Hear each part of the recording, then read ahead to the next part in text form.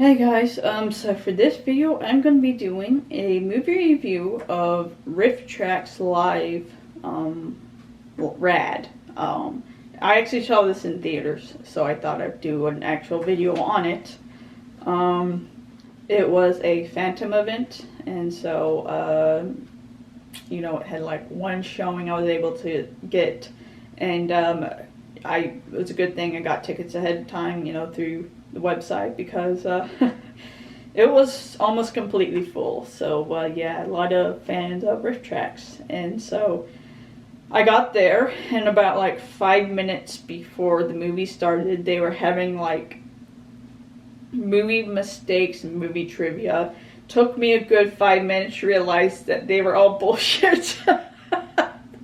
Far too long, honestly. And so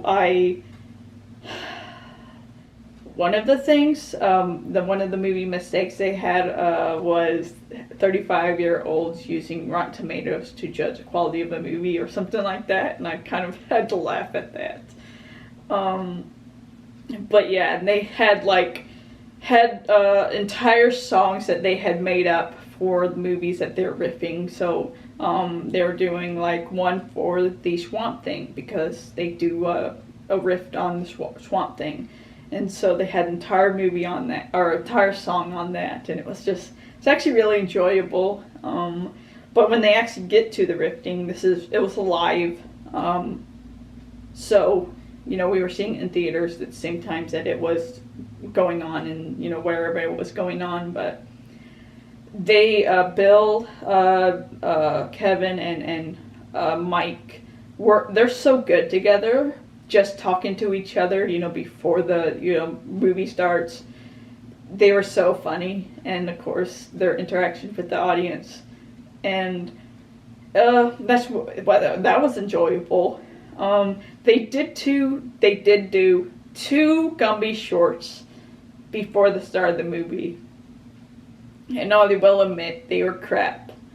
The Gumby shorts were crap. So it was hard. Just because of that, I much prefer the Gumby short that they had before the Scream and Scold, the Mystery Science Theater 3000 episode of Scream and Skull. I actually loved that riffing of that episode, or that short. But these two that they had was it's so boring. I'm going to focus on a movie that they riffed. So, yeah, the movie itself, I actually did enjoy the movie for what it was. It was pretty enjoyable getting through it, so even without the riff, I enjoyed it. So the movie follows this kid. His name is Crew Jones, and he loves doing BMX on his bike. And the opening credits is literally that, just people doing BMX tricks for like 5 minutes. And then we finally get to the main character, Crew. He is a paper boy, so we see him riding around the neighborhood doing stupid stunts. Like, he has I think it was a garbage truck, and they would lift him up with the lift on the garbage truck so that he could like jump over the fence into someone's backyard, which I'm pretty sure is probably not legal. I don't know, but still. But yeah, he does that. He's going around delivering papers, and people are complaining the entire time because he always delivers it in the wrong place. But yeah. We even get this entire chase scene with this motorcycle cop in the lumberyard. So he's like, the cop is just riding around the lumberyard chasing after this kid who's like traveling on all the lumber. And apparently he's still faster than the motorcycle cop. And so he finally escapes the motorcycle cop. And, and he's on the road, and the motorcycle cop is still in the lumberyard, and we get this scene where he kind of like tips his hat. So I guess this is a whole routine for them, and it was really weird. it didn't help that the cop looked like Dr. Robotnik from Sonic, and they did make a lot of jokes like that. He was balding, he had completely bald with like a mustache, that handlebar mustache, and it was ridiculous. But yeah, that's kind of how we start the movie. So, Crew, he lived with his mom and his sister. Then one day, Duke Best, he's the president of FAB, or the Federation of American Bicyclists, which I'm assuming is a real thing. He creates a event called Rifftrax, where you can win $10,000, a new Corvette, and fame, if you're able to win this course. And he has his own team, the Mongooses, be in the event because he wants to, I'm guessing, raise money or raise awareness for his team, the Mongooses. Oh God, I hate that name. So yeah, he creates this event to pretty much promote his team. But of course, the event, it takes place the same day that Crew is scheduled to take the SATs. And so we have this entire, fight with his mom because she wants him to take his SATs, but he wants to, participate in this race, which, yeah, SATs, I'm fairly certain you can take them more times than once. So I'm not sure if this was just a time crunch, like this is one of the last chances he can get to take them, or if he can take them at a later time. I don't know. Maybe it's just an excuse for his mom not to allow him to be in this event. So yeah, he gets his sister to forge his mom's signature on a permission slip so that he can get into the qualifications. So yeah, he eventually qualifies, even though I'm fairly certain he should probably be disqualified because he was literally always going off track, trying to find shortcuts so that he could win, which I'm pretty sure is illegal. But then again, the guy who's actually created this event is also a crook, so I guess it's not really that, that big of a deal. So yeah, he qualifies, but his mom sees him on TV and gets mad, but she's able to convince her to allow him to compete if he ends up taking the SATs at a later time. But of course, Duke Best doesn't want the kid to win, because he wants his team to win, so he decides that he's going to start making up rules to try to take the kid out of the competition. And then we get this entire scene where his Crew Jones and his crush, the woman he has his crush on, does a dance on bikes in the middle of the prom. Yes, and it's like a 5-minute scene, and frankly, I actually was enjoying it because one, the music was pretty good, and two, they're actually doing like pretty cool stunts, and I thought it was kind of fun. But it was like completely out of nowhere, and so, and the riffing they were doing during that scene was actually really funny, so it was twice as enjoyable. But yeah, we get that entire scene, and then we skip back to the race where Duke Best makes a rule that you have to have a sponsor. So Crew has to start, Crew starts his own t-shirt business, with the $10,000 he apparently earned from qualifying. And so he said, what was the slogan? It was like RAD something. I don't know, had to do with RAD. And so he makes that slogan and starts selling t-shirts. But then Duke Best makes a rule that sponsor has to have at least $5,000. And so they don't have that. So the townspeople rally to give Crew money to, so that he can qualify for the race. And this includes a large donation from Mr. Timmers,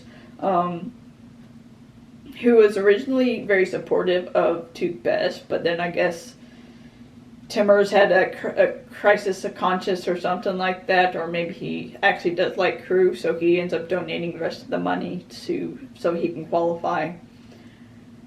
But yeah, the beginning of the movie, none of the townspeople seem to like crew because he keeps throwing the newspaper in the wrong places, but I guess now they're inspired by him and so they decide to help him.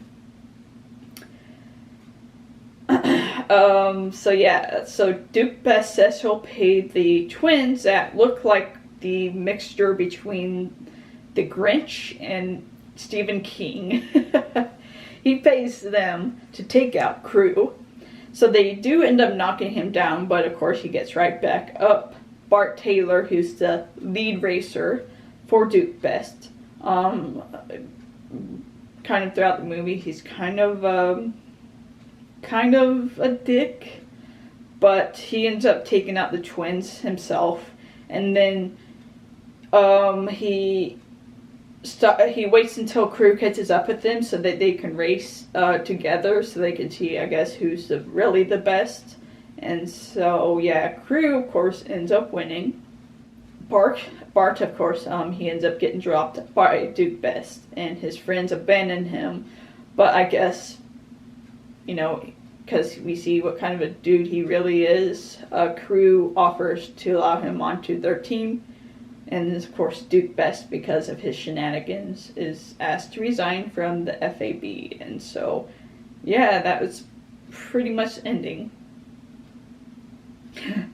So yeah, like I said before, the ending, the movie I thought was entertaining enough. It was, I thought the stunts were really good. They obviously got people who could actually do stunts to make the movie, or at least to do those scenes.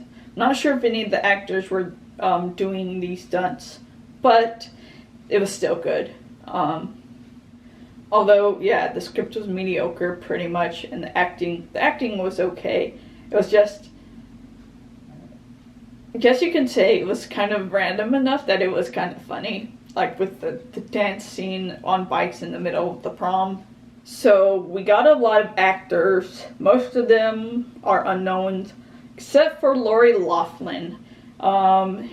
She played the crush of crew, Kristen Hollings, yeah.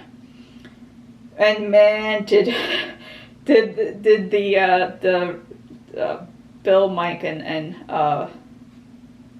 Kevin, they had so many jokes about the actress, because if you don't remember, she's the one who got arrested and served jail time for bribing colleges to allow her children into them. So yeah, they made so many jokes. Especially there was one scene where she's talking to crew about school and how, and they're like mocking her, getting school advice from Lori Loughlin. It was real fun. And then of course, Talia Rose Shear as the mom. And if you don't know who she is, she's the sister of Francis Ford Coppola.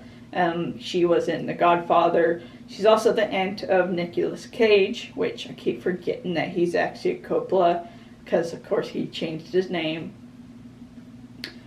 But yeah, she's also known for her role in the Rocky movies, and they continually reference Godfather and Rocky, and kind of, joking how the mom is in this movie when she's been in those other two popular movies.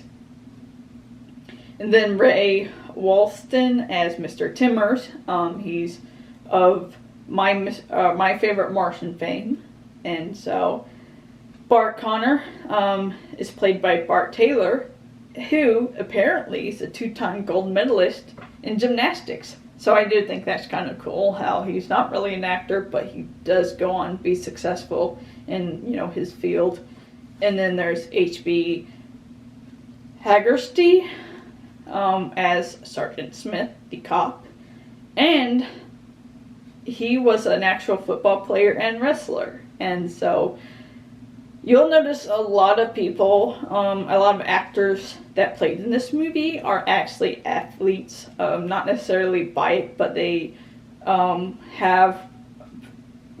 are athletes in other fields. I think one of them is also like, he does like a mountain climbing and stuff like that. The twins, Chad Hayes and Corey Hayes, they play Rex and Rod Reynolds. They, like I said before, they look like the mixture between the Grinch and Stephen King. It was so distracting. But apparently they aren't. They are more well known for their writing. They are screenwriters. They've written screenplays for the first 2 Conjuring movies and a few other horror movies. So obviously they have been successful, even if they're not acting. I think this is one of their only acting credits, and so yeah, it's nice that they at least, go on to be successful. So yeah, so that was pretty much the movie. I think go actually watch it, and if you can, watch the Rifftrax live version of it. But it's still a pretty enjoyable movie, at least the first time through. Yeah, something else that made me laugh was some of the Rift. They kind of mocked the Flash, which I thought was hysterical. There's a scene where they say that crew hasn't made enough money to qualify for the event, and they comment how it's still more money than the Flash made. And then of course there's a ton of Sonic jokes because of the cop. He looked like Dr. Robotnik. And I'm sure there was a few others. I only saw it through once, so I'll probably have to see it again to remember some of the other jokes. But those were some of the ones that I thought were really fun. But yeah, I had an enjoyable time. The guy next to me was loving it too, and so it was overall a fun time. I think that's all I have to say. So if you did like this movie review, give it a like, subscribe to get notification for all the movies I'll be doing. You guys have a nice night. Stay safe out there. Talk to you later.